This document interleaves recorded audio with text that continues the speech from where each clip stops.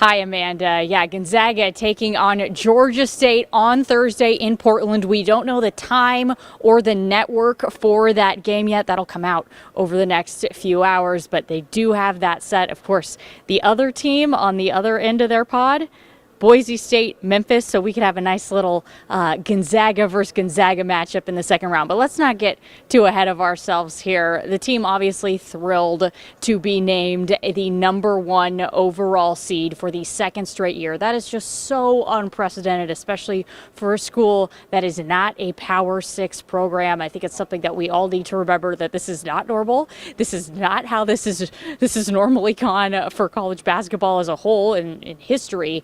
And this is just a really big moment to celebrate, even if we already knew that this was going to happen. Now, something that is interesting, a lot of guys on this team have never experienced an NCAA tournament that is quote unquote normal. Obviously, 2 years ago, it got canceled. Then last year, slashing the fans. There was not that many fans in attendance.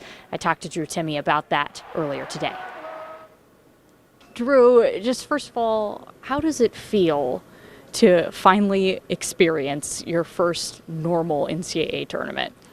Well, let's knock on wood and hopefully COVID doesn't strike again. But very, very excited. I felt like last year was a lot of fun, and it obviously was March, but it's not what I envisioned as a kid and just what I hoped for fully. So I'm very excited for this and what's about to come.